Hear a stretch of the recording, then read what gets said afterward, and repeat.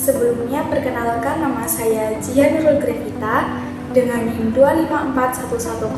2541104022272. Saya dari kelas 2 PAI F, Fakultas Tarbiyah dan Ilmu Keguruan dari UIN Profesor Kiai Haji Saifuddin Zuhri Purwokerto. Video ini saya buat sebagai tugas akhir mata kuliah Ilmu Kalam yang diampu oleh Bapak Ishak Suryo Nugroho MSI. Pada video ini saya akan membahas beberapa poin materi. Yang pertama ada pengertian ilmu kalam secara bahasa dan istilah. Yang kedua, peristiwa terbunuhnya Utsman bin Affan dan sebab-sebab terjadinya perang Siffin pada masa pemerintahan Ali bin Abi Thalib. Yang ketiga, paham Qadariyah dan Jabariyah beserta ayat yang menjadi landasan kedua aliran tersebut. Yang keempat, persamaan dan perbedaan antara ilmu kalam, tasawuf, dan filsafat. Semoga pembahasan yang saya sampaikan nanti dapat menambah wawasan dan pemahaman kita semua. Oke, kita langsung ke poin yang pertama, yaitu ilmu kalam. Apa sih itu ilmu kalam? Ilmu kalam merupakan salah satu cabang ilmu dalam Islam yang membahas persoalan akidah dan keimanan dengan menggunakan dalil naqli maupun dalil akli. Nah, pengertian ilmu kalam secara bahasa adalah berasal dari kata bahasa Arab yaitu al-kalam yang berarti perkataan, pembicaraan, ataupun ucapan. Disebut ilmu kalam karena pada masa awal perkembangan Islam banyak terjadi perbedaan mengenai persoalan akidah yang disampaikan melalui pembicaraan dan argumentasi. Sedangkan secara istilah sendiri, ilmu kalam adalah ilmu yang membahas tentang keesaan Allah, sifat-sifat Allah, para rasul, kitab-kitab Allah, hari akhir, kode dan kodrat, serta sebagai persoalan keimanan lainnya dengan menggunakan argumentasi rasional dan dalil dari Al-Quran maupun hadis. Tujuan dari ilmu kalam sendiri adalah yang pertama memperkuat keimanan umat Islam, yang kedua menjelaskan ajaran akidah secara logis, yang ketiga menjawab berbagai keraguan terhadap agama Islam, dan yang keempat adalah membela ajaran Islam dari berbagai pemikiran yang menyimpang. Dengan demikian, ilmu kalam memiliki peran penting dalam menjaga kemurnian akidah umat Islam. Seperti itu. Poin yang kedua, kita akan membahas peristiwa terbunuhnya Utsman bin Affan dan terjadinya perang Siffin. Nah, Utsman bin Affan merupakan khalifah ketiga dalam Khulafaur Rasyidin. Beliau dikenal sebagai orang yang dermawan, lemah lembut, dan berjasa dalam penyusunan mushaf Al-Quran. Namun, pada masa pemerintahannya muncul berbagai persoalan yang akhirnya menimbulkan konflik di tengah masyarakat. Yang pertama, penyebab munculnya ketidakpuasan terhadap pemerintah Utsman bin Affan, yaitu ada pengangkatan kerabat sebagai pejabat. Nah, Utsman bin Affan mengangkat beberapa anggota keluarganya dari Bani Umayyah untuk mendapat jabatan penting di pemerintahan. Sebagian masyarakat menganggap kebijakan ini tuh sebagai bentuk nepotisme sehingga menimbulkan ketidakpuasan. Nah, yang kedua itu ada luasnya wilayah Islam. Wilayah kekuasaan Islam semakin luas sehingga pengawasan terhadap para gubernur itu menjadi semakin sulit. Lalu yang ketiga itu ada provokasi dari pihak tertentu. Beberapa kelompok menyebarkan isu dan fitnah yang memperkeruh keadaan. Jadi mereka itu memanfaatkan ketidakpuasan masyarakat untuk menentang Khalifah Utsman bin Affan ini. Nah, sedangkan yang keempat itu ada perbedaan kepentingan politik.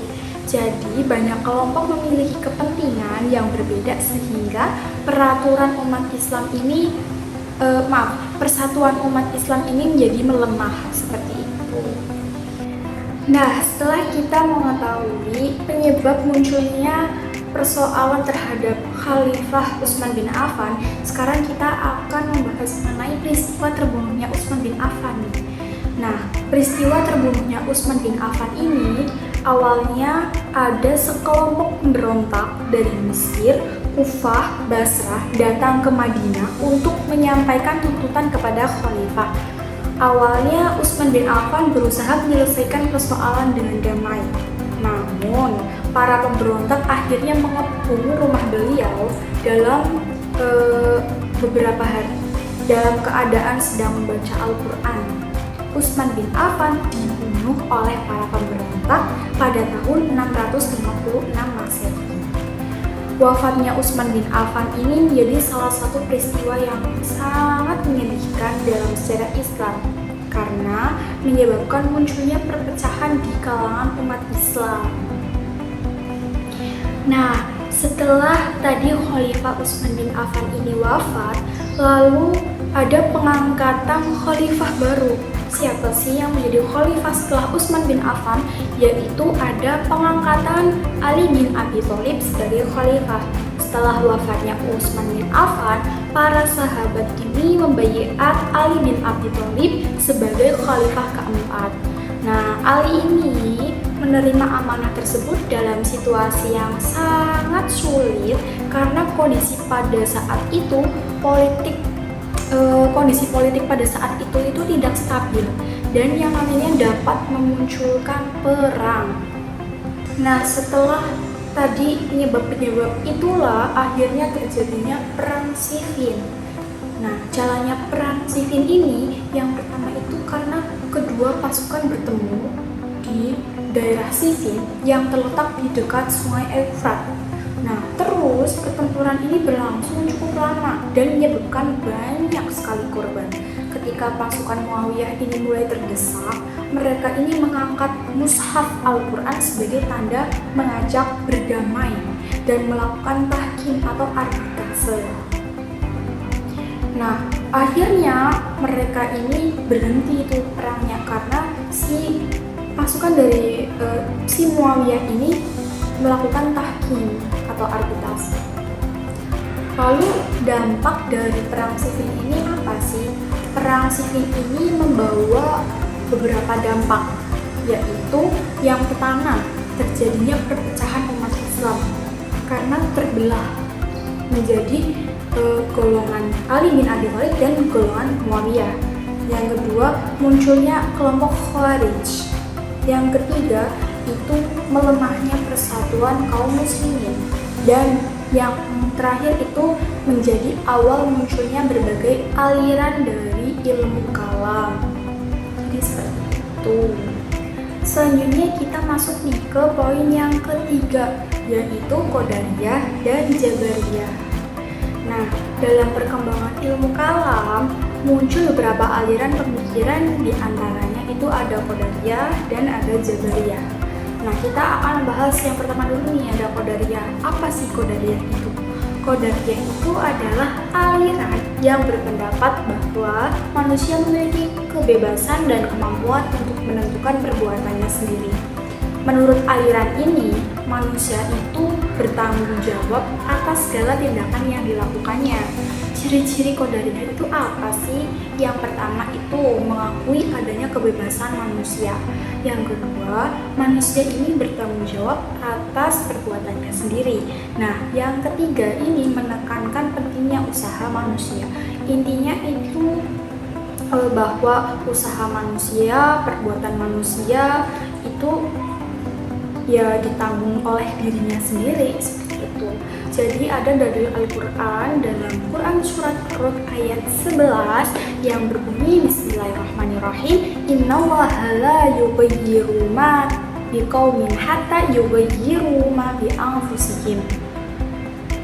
Yang artinya itu sesungguhnya Allah itu tidak akan mengubah keadaan suatu kaum sebelum mereka mengubah keadaan diri mereka sendiri. Nah, ayat ini dipahami oleh aliran Qadariyah ini sebagai bukti bahwa manusia ini mempunyai kemampuan untuk mengubah nasibnya sendiri melalui usaha dan tindakannya sendiri. Selanjutnya ada dalil lainnya nih yang terdapat pada Quran surat Al-Kahfi ayat 29, potongannya ya, maaf, yang berbunyi Waqul haqqu mir rabbikum faman syaa'a falyu'min wa man syaa'a falyakfur. Nah, yang artinya barang siapa yang ingin beriman maka berimanlah, dan barang siapa yang ingin kafir maka kafirlah. Ayat ini menunjukkan adanya pilihan yang dimiliki manusia. Jadi kalau manusia ini pengen beriman, ya berusahalah jadi orang yang beriman.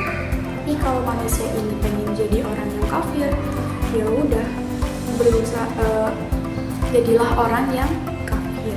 Seperti itu. Lalu nih ada aliran yang kedua, yaitu Jabariyah. Apa sih Jabariyah itu? Jabariyah adalah aliran yang berpendapat bahwa seluruh perbuatan manusia itu telah ditentukan oleh Allah dan manusia tidak memiliki kebebasan penuh. Menurut mereka, manusia hanya menjalani ketentuan yang telah ditetapkan oleh Allah. Ciri-ciri Jabariyah apa aja sih? Yang pertama itu segala sesuatu terjadi atas kehendak Allah. Nah, yang kedua, manusia tidak memiliki kekuasaan penuh atas perbuatannya. Sedangkan yang ketiga, menekankan kekuasaan mutlak Allah. Nah, ada Quran Surat As-Saffat ayat 96 yang berbunyi Bismillahirrahmanirrahim, Wallahu khalaqakum wa ma ta'malun, yang artinya padahal Allah lah yang menciptakan kamu dan apa yang kamu perbuat. Ayat ini dijadikan sebagai bahan dasar bahwa segala sesuatu itu berasal dari kehendak Allah. Lalu ada dalil lainnya dalam Quran Surat Al-Insan ayat 30 yang berbunyi Innallaha kana aliman hakima, yang artinya dan kamu tidak mampu menghendaki sesuatu kecuali apabila dikehendaki oleh Allah. Ayat ini menunjukkan bahwa kehendak manusia tetap berada di bawah kehendak Allah. Jadi antara Jabariyah dan Qadariyah ini tentu memiliki perbedaan ya teman-teman.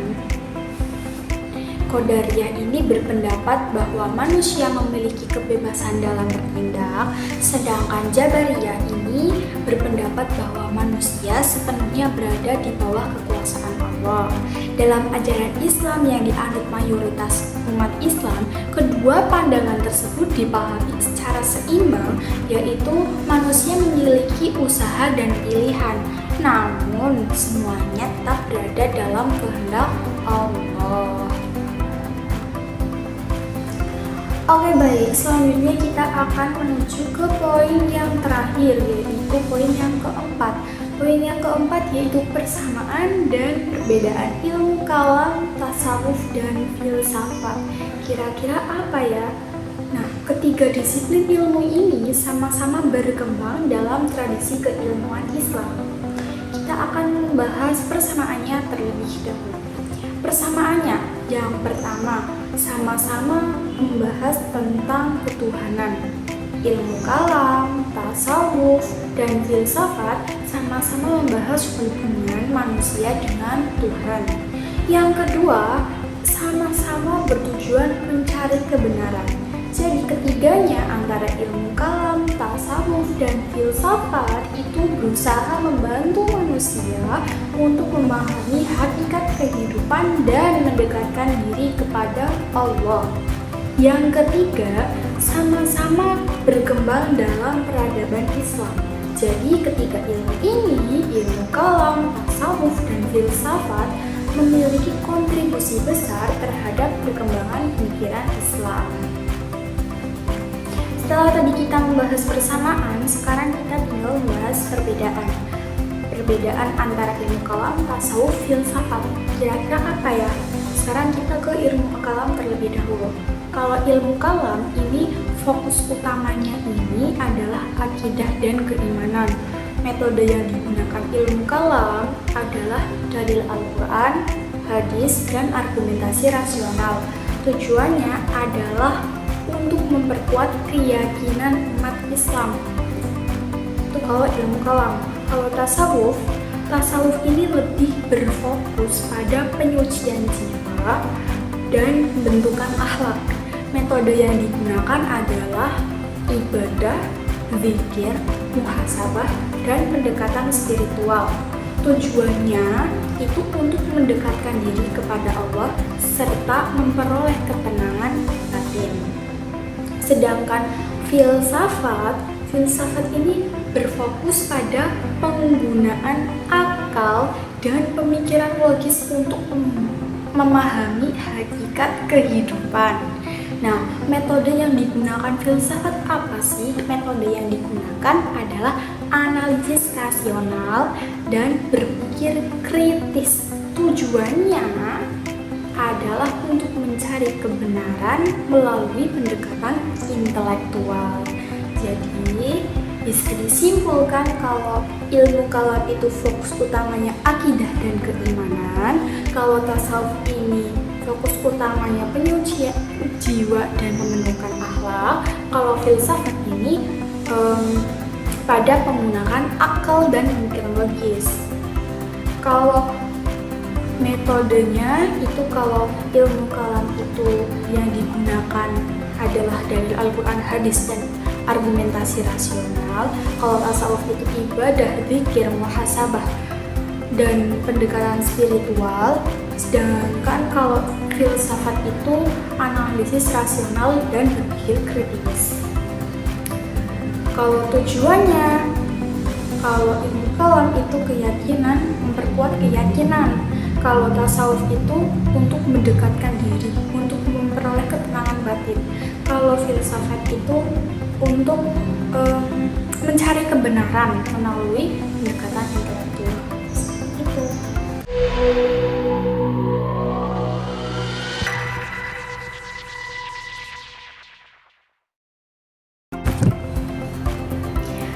Nah, sekarang menuju ke kesimpulan. Berdasarkan pembahasan yang telah saya paparkan tadi, dapat kita simpulkan bahwa ilmu kalam merupakan cabang ilmu dalam Islam yang berfungsi untuk membahas dan mempertahankan akidah dengan menggunakan dalil naqli yang bersumber dari Al-Quran dan hadis. Nah, ada pula dalil akli yang melalui pemikiran rasional. Nah, kehadiran ilmu kalam ini sangat penting karena membantu umat Islam untuk memahami ajaran keimanan secara lebih mendalam dan mampu menjawab berbagai persoalan yang muncul dalam perkembangan pemikiran manusia. Nah, yang kedua, peristiwa terbunuhnya Utsman bin Affan dan terjadinya Perang Siffin. Nah, peristiwa ini terjadi pada pemerintahan Ali bin Abi Thalib yang menjadi salah satu titik penting dalam sejarah Islam. Konflik politik yang terjadi pada masa tersebut menjadi latar belakang lahirnya berbagai kelompok dan aliran pemikiran dalam Islam. Dari peristiwa tersebut, umat Islam dapat mengambil pelajaran tentang pentingnya persatuan, keadilan, serta sikap bijaksana dalam menghadapi perbedaan pendapat. Lanjut ke poin yang ketiga. Selain itu, munculnya aliran Qadariyah dan Jabariyah ini menunjukkan adanya perbedaan pandangan mengenai hubungan antara kehendak manusia dan takdir Allah. Jadi, Qadariyah ini lebih menekankan ke kebebasan manusia dalam menentukan perbuatannya, sedangkan Jabariyah ini lebih menekankan ke kekuasaan mutlak Allah atas segala sesuatu. Nah, kedua pandangan tersebut nih memberikan pandangan bahwa persoalan takdir dan kehendak manusia ini memiliki ikhtiar dan tanggung jawab atas perbuatannya.